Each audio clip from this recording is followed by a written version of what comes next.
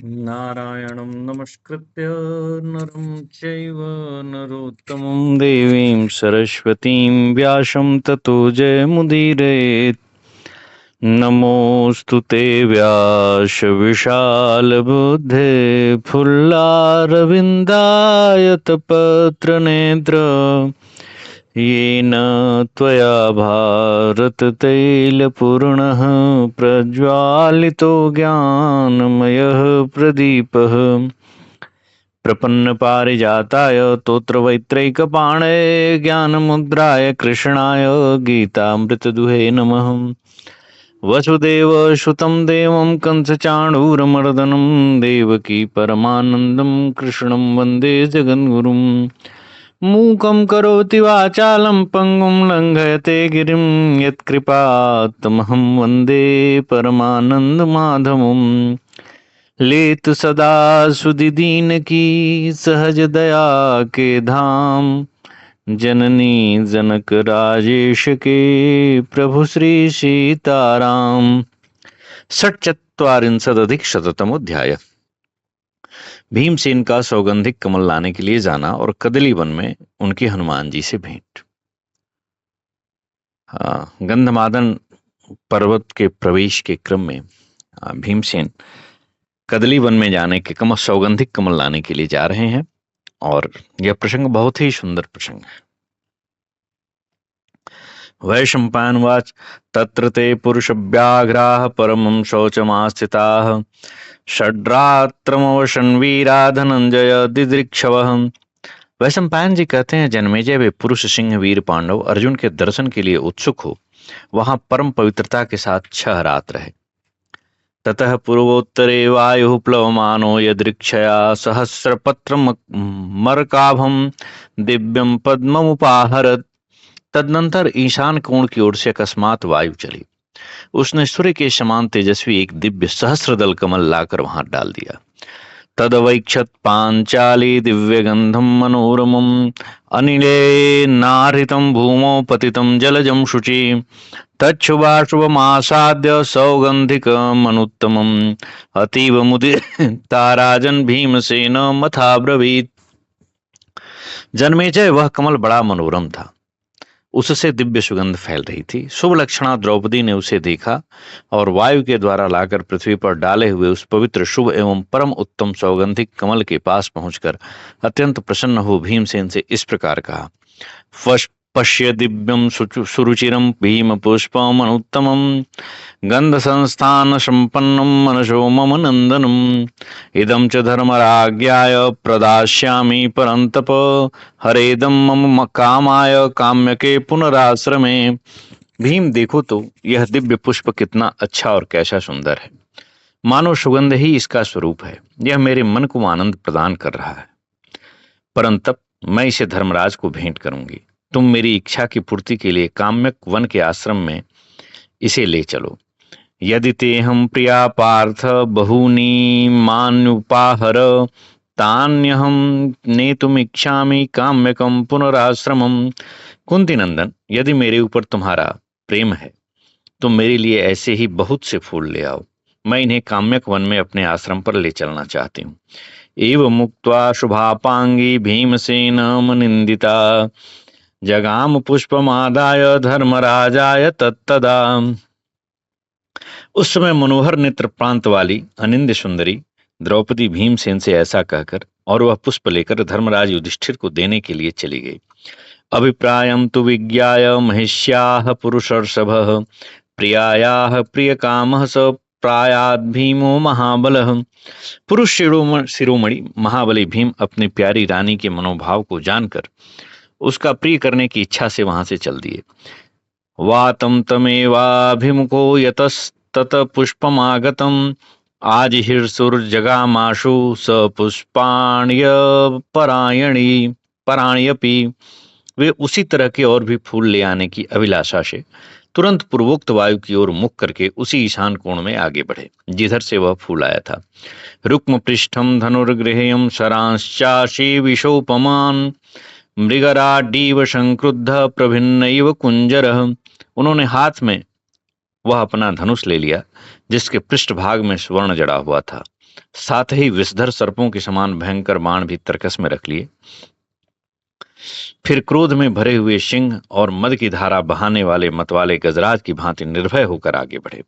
ददृशो सर्वभूतानि महाबाण धनुर्धरम न ग्लानिर्न च क्लैब्यम न भयम न च संभ्रमः कदाचिज्जूषते पार्थमात्मजं मातरीश्वनः।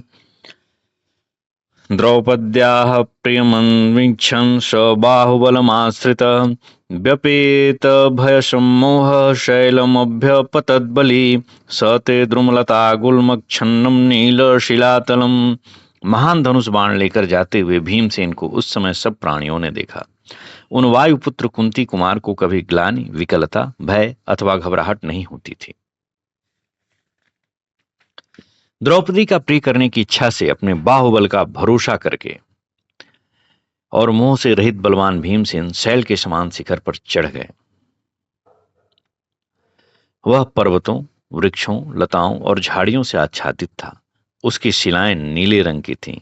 गिरिम चाचा रारिहरः किन्नराचरितं शुभं नानावर्णधरैश्चित्रं धातु द्रुम मृगांडजैः। उसकी शिलाएं नीले रंग की थी। वहां किन्नर लोग भ्रमण करते थे। शत्रु संहारी भीमसेन उस सुंदर पर्वत पर विचरने लगे। बहुरंगे धातुओं, वृक्षों, मृगों और पक्षियों से उसकी विचित्र शोभा हो रही थी। सर्वभूषण संपूर्णं भूमेर्भुजमिवोच्छ्रितं सर्वत्र रमणीयेषु गंधमादनशानुषु सक्तचक्षुरभिप्रायान् हृदये नानुचिन्तयन् पुंस्कोकिलनिनादेषु षट्पदाचरितेषु च बद्धश्रोत्र मनश्चक्षुर्जगामामित विक्रमः। वह देखने में ऐसा जान पड़ता था मानो भूमि के समस्त आभूषणों से विभूषित ऊंची उठी हुई भुजा हो। गंधमादन के शिखर सब ओर से रमणीय थे। वहां कोयल पक्षियों की शब्द ध्वनि हो रही थी। झुंड के झुंड भौरे मर्रा रहे थे। भीमसेन उन्हीं में आंखें गड़ाए मन ही मन अभिलषित कार्य का चिंतन करते जाते थे।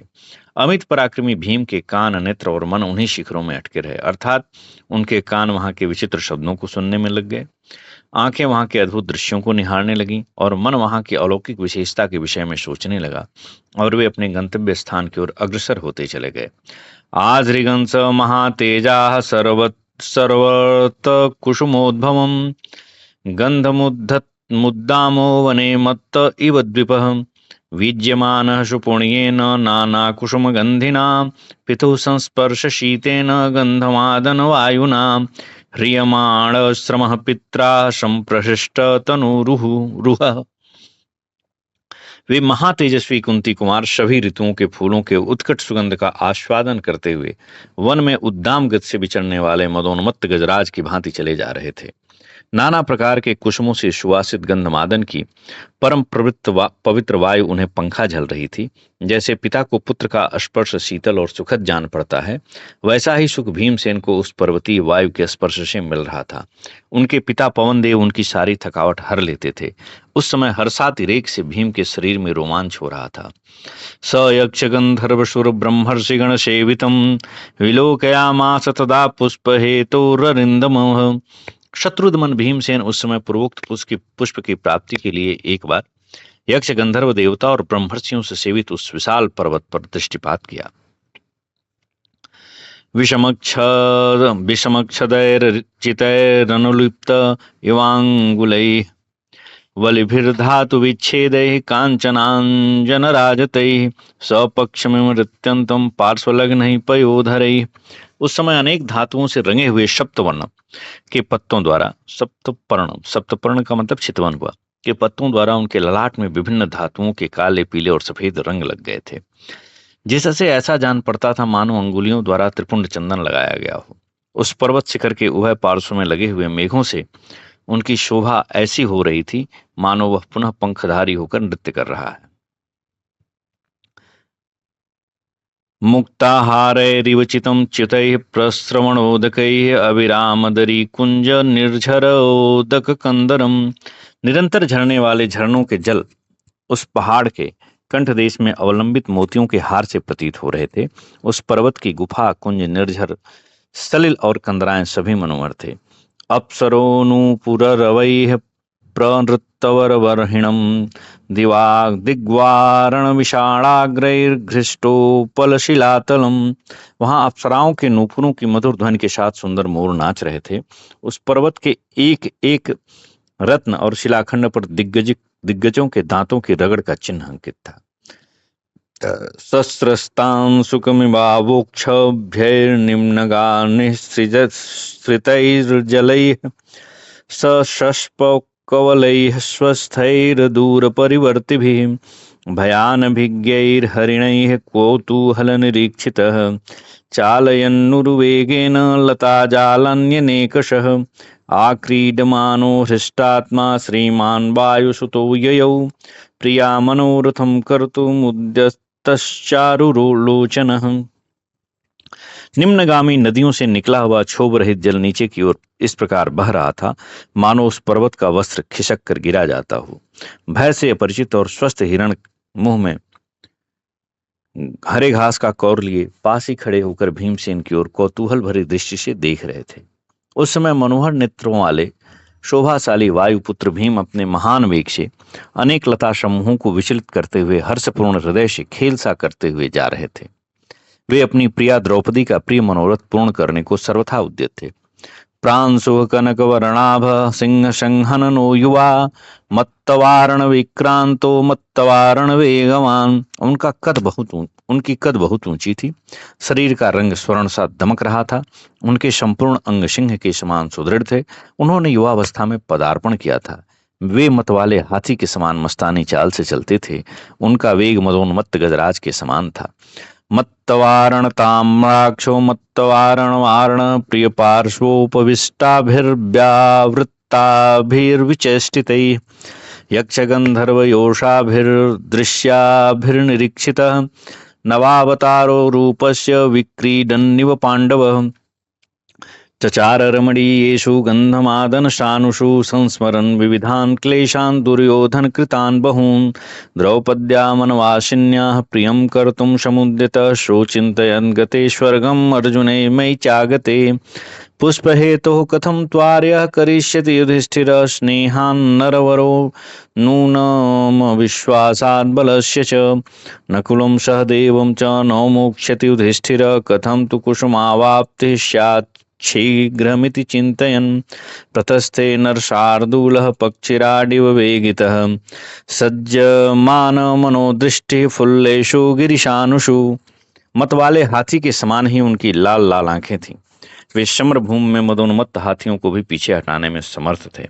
अपने प्रियतम के पार्श्व भाग में बैठी हुई यक्ष और गंधर्वों की युवतियां सब प्रकार की चेष्टाओं से निवृत्त हो स्वयं अलक्षित रहकर भीमसेन की ओर देख रही थीं। वे उन्हें सौंदर्य के नूतन अवतार से प्रतीत होते थे। इस प्रकार पांडुनंदन भीम गंधमादन के रमणीय शिखरों पर खेल सा करते हुए विचरने लगे। वे दुर्योधन द्वारा दिए गए नाना प्रकार के असंख्य क्लेशों का स्मरण करते हुए वनवासिनी द्रौपदी का प्रिय करने के लिए उद्यत हुए थे। उन्होंने मन ही मन सोचा, अर्जुन स्वर्गलोक में चले गए हैं और मैं फूल लेने के लिए इधर चला आया हूं।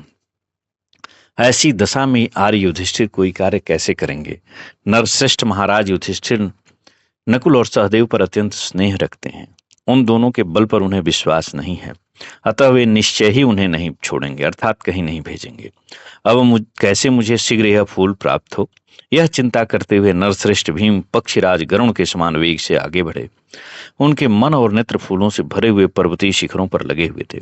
द्रौपदी वाक्य पाथेयो भीम शीघ्रतरम ययौ कंपयन् मेदिनीं पद्भ्यां निर्घात इव पर्वशु त्रासयन् गजयूथानि वातरंहावृकोदर सिंहव्याघ्र मृगांश्चैव मर्दयानो महाबलः उन्मूलयन् महावृक्षान् पोथयंस्तरसा बली लतावल्लिश्च वेगेन विकर्षन् पाण्डुनन्दनः उपर्युपरि शैलाग्रमारुरुक्षुरिव द्विपः। द्रौपदी का अनुरोधपूर्ण वचन ही उनका पाथेय था, अर्थात मार्ग का कलेवा था। वे उसी को लेकर शीघ्रतापूर्वक चले जा रहे थे। वायु के समान वेगशाली वृकोदर पर्वकाल में होने वाले उत्पात अर्थात भूकंप और बिजली गिरने के समान अपने पैरों की धमक से पृथ्वी को कंपित और हाथियों के समूहों को आतंकित करते हुए चलने लगे।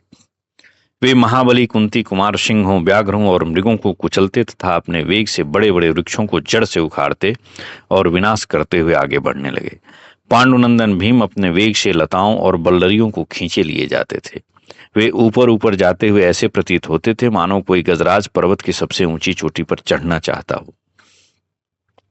विनर्दमानोति भृंस विनर्दमानोति भृंसं स विद्युदिवतो यदः तेन शब्देन महता भीमस्य प्रतिबोधिताः गुहां सन्त्यज्युव्राग्रा निल्युर्वसन् वनवासिनः समुत्पेतुः खगास्त्रस्ता मृगयूथानि दुद्रुवुः। वे बिजलियों से सुशोभित मेघ की भांति बड़े जोर से गर्जना करने लगे। भीमसेन की उस भयंकर गर्जना से जगे हुए व्याघ्र अपनी गुफा छोड़कर भाग गए। वनवासी प्राणी वन में ही छिप गए। डरे हुए पक्षी आकाश में उड़ गए और मृगों के झुंड दूर तक भागते चले गए। ऋक्षाश्चोत्सृजुर्वृक्षास्तत्यजुर्हरयो गुहां व्यजृंभन्त महासिंहा महिषाश्चावलोकयन्। रीक्षों ने वृक्षों का आश्रय छोड़ दिया, सिंहों ने गुफाएं त्याग दी। बड़े बड़े सिंह जम्हाई लेने लगे और जंगली भैंसे दूर से ही उनकी ओर देखने लगे। तेन वित्रासिता नागा करेणु परिवारिता तद्वनं स परित्यज्य जगमुरन्यन्महावनम। भीमसेन की उस गर्जना से डरे हुए हाथी उस वन को छोड़कर हथिनियों से घिरे हुए दूसरे विशाल वन में चले गए।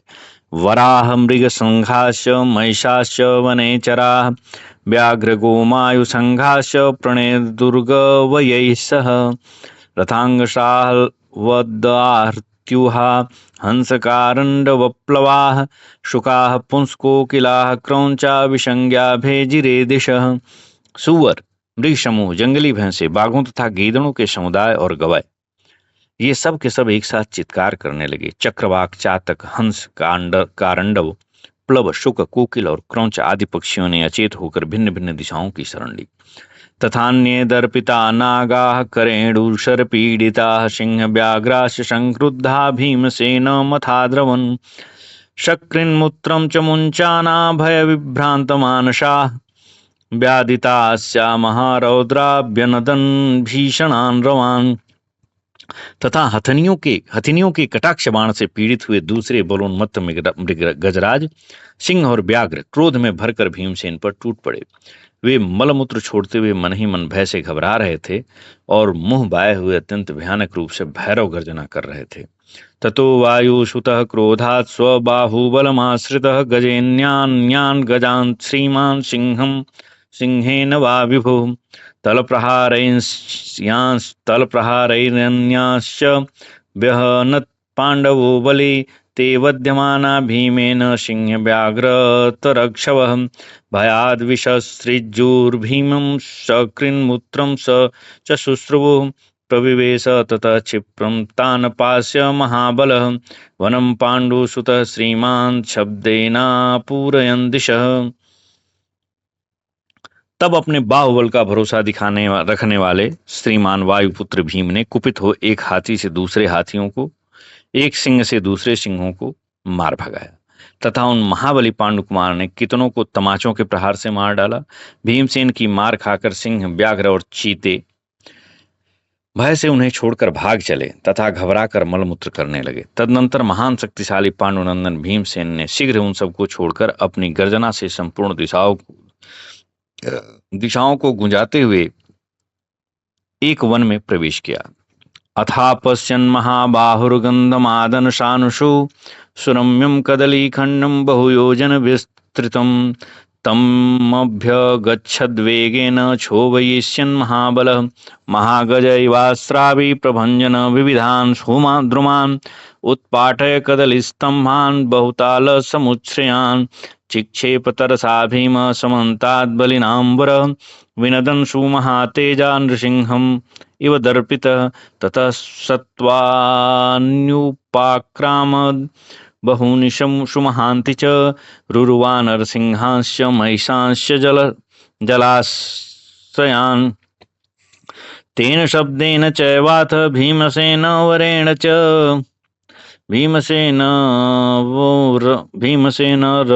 च वनांतर्गताश्चापि वित्रेशुर्मृगपक्षिणः।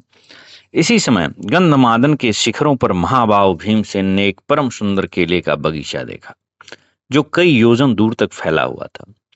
मद की धारा बहाने वाले महाबली गजराज की भांति उस कदली वन में हलचल मचाते और भांति भांति के वृक्षों को तोड़ते हुए बड़े वेग से वहां गए। वहां के केले के वृक्ष खंभों के समान मोटे थे, उनकी ऊंचाई कई ताड़ों के बराबर थी। बलवानों में श्रेष्ठ भीम ने बड़े वेग से उन्हें उखाड़ उखाड़ कर सब ओर फेंकना आरंभ किया। वे महान तेजस्वी तो थे ही, अपने बल और पराक्रम पर गर्व भी रखते थे। अतः भगवान नृसिंह की भांति विकट गर्जना करने लगे। तत्पश्चात और भी बहुत से बड़े बड़े जंतुओं का पराक्रमण किया। रुरु, वानर, सिंह, भैंसे तथा जल जंतुओं पर भी धावा किया। उन पशु पक्षियों एवं भीमसेन के उस भयंकर शब्द से दूसरे वन में रहने वाले मृग और पक्षी भी थर्रा उठे। तम शब्दम सहसा श्रुत्वा मृग पक्षी समीरितम जलार्द्र पक्षा विहगा समुत्पेतु सहस्रशः। मृगों और पक्षियों के उस भय सूचक शब्द को सहसा सुनकर सहस्रों पक्षी आकाश में उड़ने लगे। उन सबकी पांखें जल से भीगी हुई थीं। तानौदकान पक्षिगणान निरीक्ष्य भरतर्षभ तानेवानुसरन् रम्यम ददर्शशु महत्सरः। भरत श्रेष्ठ भीम ने यह देखकर कि ये तो जल के पक्षी हैं, उन्हीं के पीछे चलने लगे और आगे जाने पर एक अत्यंत रमणीय विशाल सरोवर देखा। कांचनैः कदलीखण्डैर्मन्दमारुतकम्पितैः विज्ञमानमिवाक्षोभ्यं तीरातीरविसर्पिभिः। उस सरोवर के एक तीर से लेकर दूसरे तीर तक फैले हुए स्वर्णमय केले के वृक्ष मंद वायु से विकंपित होकर मानो उस अगाध जलाशय को पंखा झल रहे थे। तत्सरोथावतीर्याशु प्रभूत नलिनोत्पलम महागज इवोद्दामश्चक्रीड बलवद्बली। उसमें प्रचुर कमल और उत्पल खिले हुए थे। बंधन रहित महान गज के समान बलवानों में श्रेष्ठ भीमसेन सहसा उस सरोवर में उतरकर जल क्रीड़ा करने लगे। विक्रीड्य तस्मिन् शुचिरः मुत्ततारामितद्युते ततोऽध्य गन्तुं वेगेन तद्वनं बहुपादपम्। दीर्घ काल तक उस सरोवर में क्रीड़ा करने के पश्चात अमित तेजस्वी भीम जल से बाहर निकले और असंख्य वृक्षों से सुशोभित उस कदली वन में वेग पूर्वक जाने को उद्यत हुए। दद्मौ च शंखं स्वनवत् सर्व प्राणेन पांडव आस्फोटयच्च बलवान भीम सन्नादयन् दिश तस्य शंखस्य शब्देन भीमसेन वरेण च बाहुशब्देन चोग्रेण नदन्तीव गिरेर्गुहा। उस समय बलवान पांडुनंदन भीम ने अपनी सारी शक्ति लगाकर बड़े जोर से शंख बजाया और संपूर्ण दिशाओं को प्रतिध्वनित करते हुए ताल ठोंका। उस शंख की ध्वनि भीमसेन की गर्जना और उनके ताल ठोंकने के भयंकर शब्द से मानो पर्वतों की कंदराएं गूंज उठी। तम वज्र निष्पेश सममास्फुटित महारवम श्रुत्वा शैलगुहा सुप्तैः सिंहैर्मुक्तो महाश्वनः। पर्वतों पर वज्रपात होने के कारण उस ताल ठोंकने के भयानक शब्द को सुनकर गुफाओं में सोए हुए सिंहों ने भी जोर जोर से दहाड़ना आरंभ किया। सिंहनाद भयस्त्रस्तै कुंजरैरपि भारत मुक्तो विराव सुमहान पर्वतो येन पूरितः। भारत उन सिंहों का दहाड़ना सुनकर भय से डरे हुए हाथी भी चित्कार करने लगे, जिससे वह विशाल पर्वत शब्दायमान हो उठा। तम तुनादम ततः श्रुत्वा मुक्तम वारण पुंगवै भ्रातरम भीमसेनम तु विज्ञाय हनुमान कपिः। बड़े बड़े गजराजों का वह चित्कार सुनकर कपि प्रवर हनुमान जी, जो उस समय कदली वन में ही रहते थे, यह समझ गए कि मेरे भाई भीमसेन इधर आए हैं। दिवंगमं रुरोधाथ मार्गम भीमस्य कारणात् अनेन ही पथा मा वै गच्छेदिति विचार्यशः आस्ते कायने मार्गे कदली खंड मंडिते भ्रातुर्भीमस्य रक्षार्थम तम मार्गम अवरुध्य वै। तब उन्होंने भीमसेन के हित के लिए स्वर्ग की ओर जाने वाला मार्ग रोक दिया। हनुमान जी ने यह सोचकर कि भीमसेन इसी मार्ग से स्वर्ग लोक की ओर न चले जाएं, एक मनुष्य के आने जाने योग्य उस संकुचित मार्ग पर बैठ गए। वह मार्ग केले के वृक्षों से घिरा होने के कारण बड़ी शोभा पा रहा था। उन्होंने अपने भाई भीमसेन की रक्षा के लिए ही यह राह रोकी थी।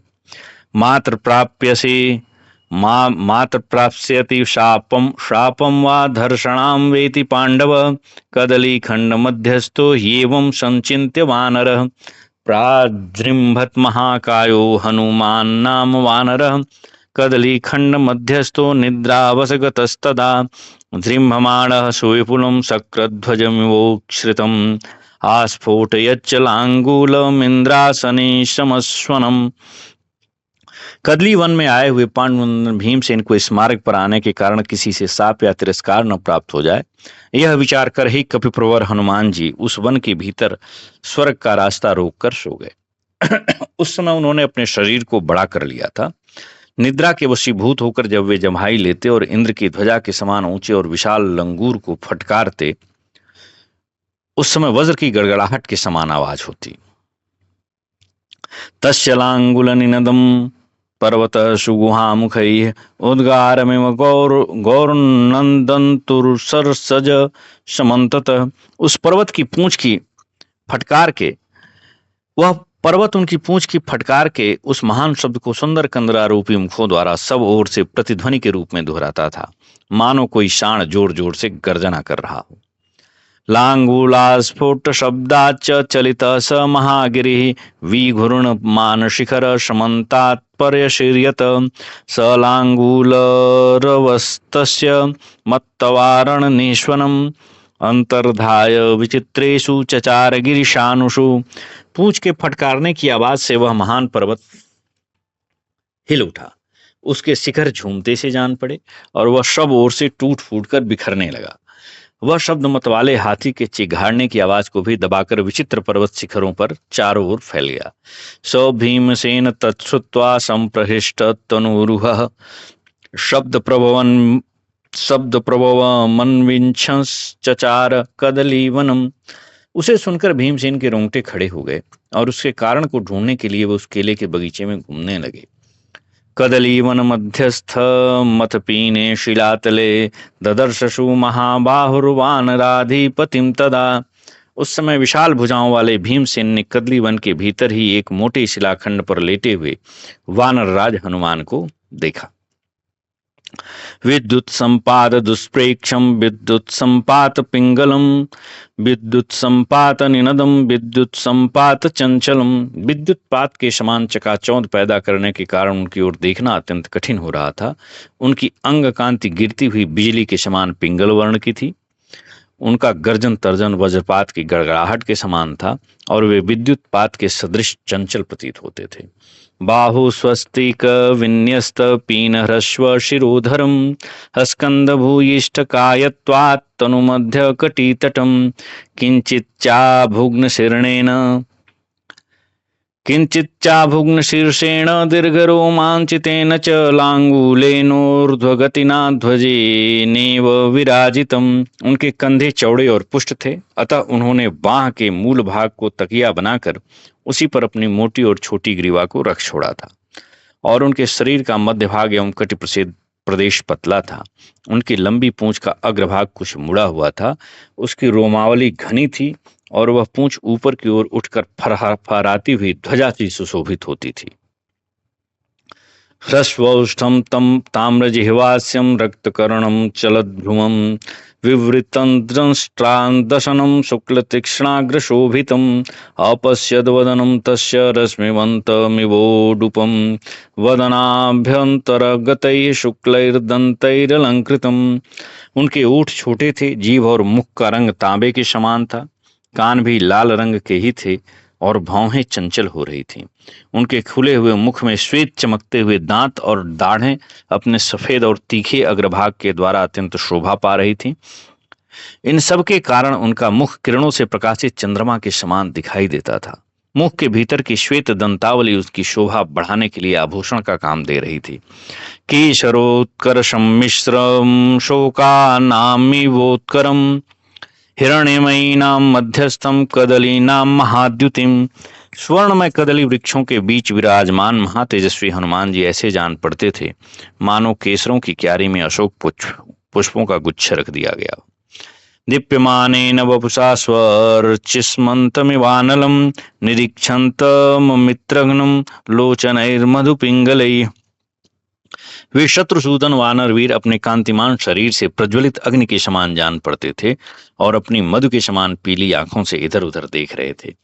तम वानरवरम धीमानतिकायं महाबलं स्वर्गपन्थानमावृत्य हिमवन्तमिव स्थितं दृष्ट्वा चैनं महाबाहुरेकं तस्मिन् महावने अथोपसृत्य तरसा विभीर्भीमस्ततो बली सिंहनादं चकारोग्रं वज्राशनिशमं बली तेन शब्देन भीमस्य वित्रेषुर्मृगपक्षिणः। परम बुद्धिमान बलवान महाबाहु भीमसेन उस महान वन में विशालकाय महाबली वानर राज हनुमान जी को अकेले ही स्वर्ग का मार्ग रोककर हिमालय के समान स्थित देख निर्भय होकर वेग पूर्वक उनके पास गए और वज्र गर्जना के समान भयंकर सिंहनाद करने लगे। भीमसेन के उस सिंहनाद से वहां के मृग और पक्षी थर्रा उठे। हनुमांश महासत्व ईषदुन्मील्य लोचने दृष्ट्वा तमत सावज्ञं लोचनैर्मधुपिङ्गलैः स्मितेन चैनमासाद्य हनुमानिदमब्रवीत्।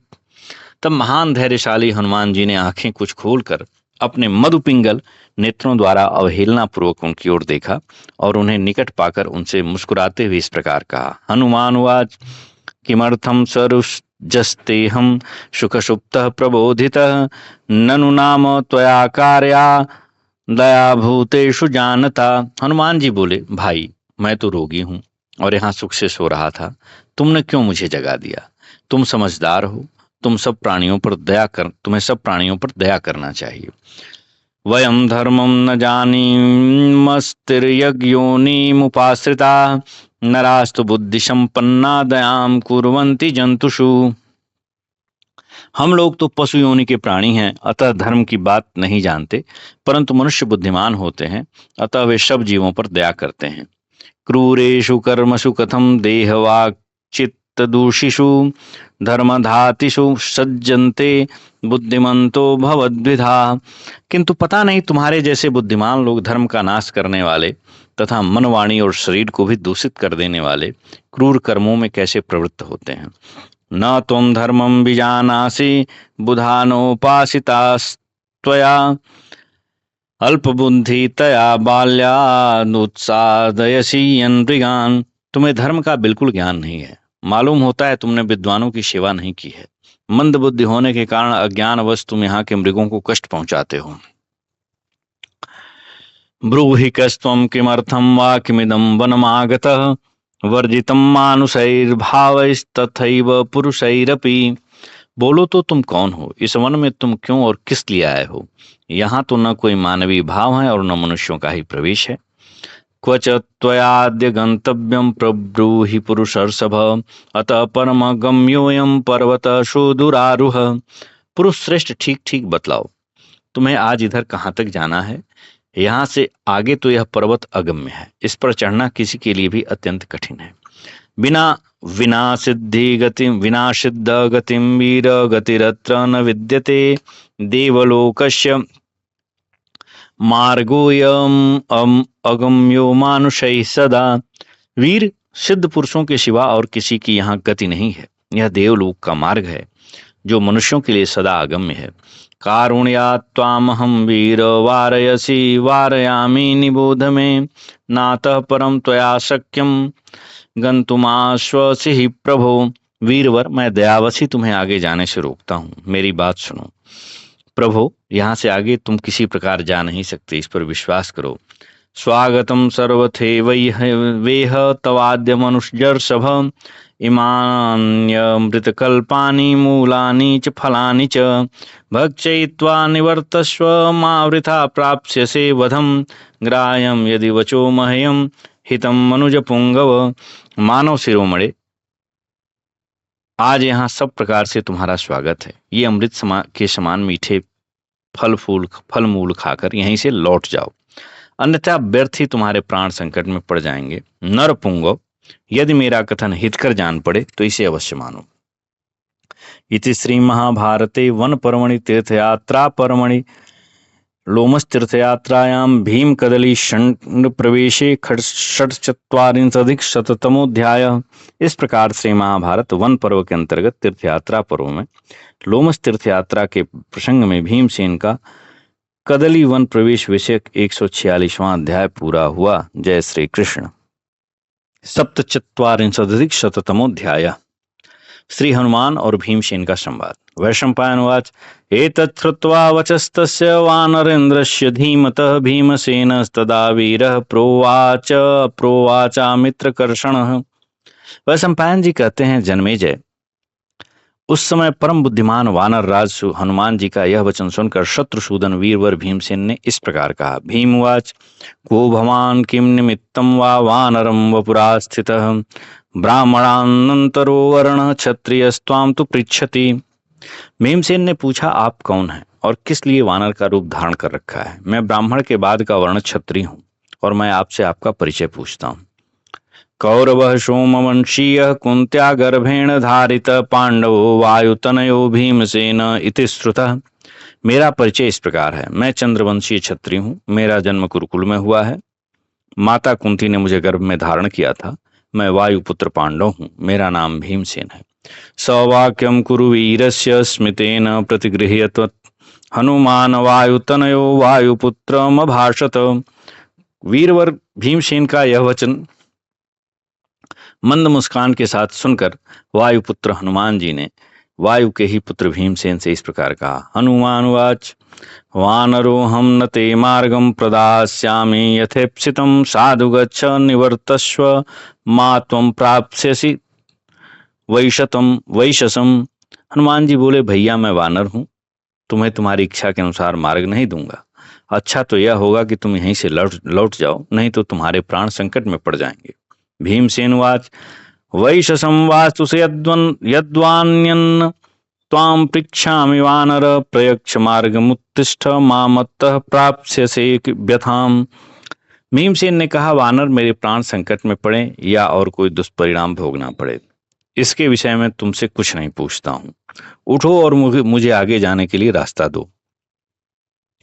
ऐसा होने पर तुमको मेरे हाथों से किसी प्रकार का कष्ट नहीं उठाना पड़ेगा। हनुमानुवाच नास्ति शक्तिर्ममोत्थातुं व्याधिना क्लेशितो ह्यहम् यद्यवश्यं प्रयातव्यं लंघयित्वा प्रयाहित माम। हनुमान जी बोले, भाई मैं रोग से कष्ट पा रहा हूं और मुझ में उठने की शक्ति नहीं है। यदि तुम्हें जाना अवश्य है तो मुझे लांघ कर चले जाओ। भीमवाच निर्गुणः परमात्मा तो देहं व्याप्यावतिष्ठते तमहं ज्ञान विज्ञेयं नावमन्येन लंघये। भीमसेन ने कहा, निर्गुण परमात्मा समस्त प्राणियों के शरीर में व्याप्त होकर स्थित है। वे ज्ञान से ही जाने जाते हैं। मैं उनका अपमान या उल्लंघन नहीं करूंगा। यद्यागमैर्न विद्यां च तमहं भूत भावनम क्रमेयं त्वां गिरिं चैव हनुमानिव सागरम। यदि शास्त्रों के द्वारा मुझे उन भूत भावन भगवान के स्वरूप का ज्ञान न होता तो मैं तुम्ही को क्या, इस पर्वत को भी उसी प्रकार लांघ जाता जैसे हनुमान जी समुद्र को लांघ गए थे। हनुमानुवाच क एष हनुमान नाम सागरो येन लंघितः पृच्छामि त्वां नरश्रेष्ठ कथ्यताम यदि शक्यते। हनुमान जी बोले, नरश्रेष्ठ मैं तुमसे एक बात पूछता हूँ। वह हनुमान कौन था जो समुद्र को लांघ गया था? उसके विषय में यदि तुम कुछ कह सकते हो तो कहो। भीमवाच भ्राता मम गुणश्लाघ्यो बुद्धि सत्व बलान्वितः रामायणे इति विख्यात श्रीमान वानर पुंगवः। भीमसेन ने कहा, वानर प्रवर श्री हनुमान जी मेरे बड़े भाई हैं। वे अपने सद्गुणों के कारण सबके लिए प्रशंसनीय हैं। वे बुद्धि बल धैर्य और उत्साह से युक्त हैं। रामायण में उनकी बड़ी ख्याति है। राम पत्नी कृते येन शतयोजन विस्तृत सागर प्लवगेन्द्रेण क्रमेण क्रमेण एकेन लंघितः।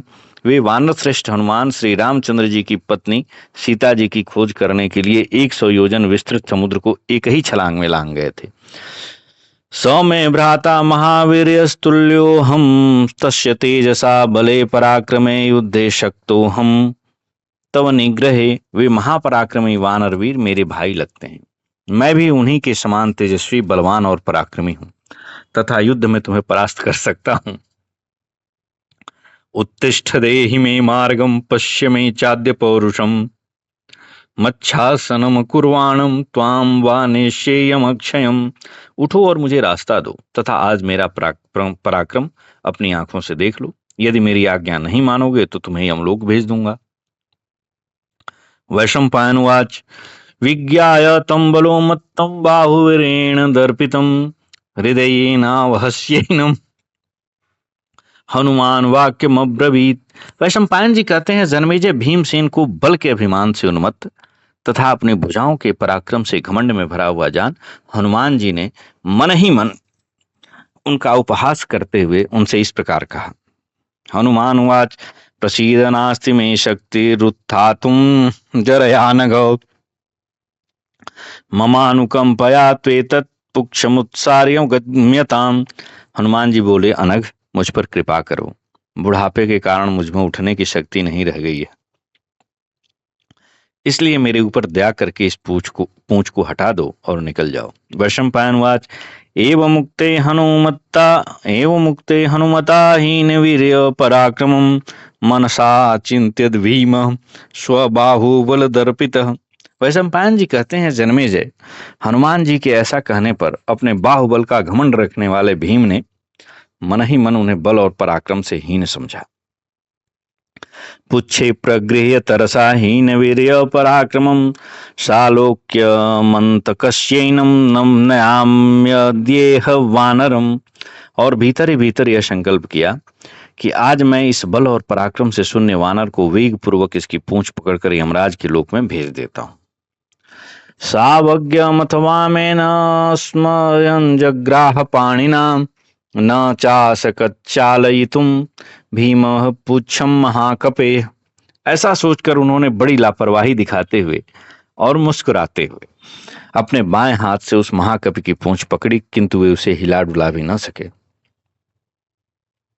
उच्चिक्षेप पुनर्दुर्भ्याम इंद्रायुधमिवोच्छ्रितम् नोद्धतुर्मशकद भीमो दुर्भ्यामपि महाबलः।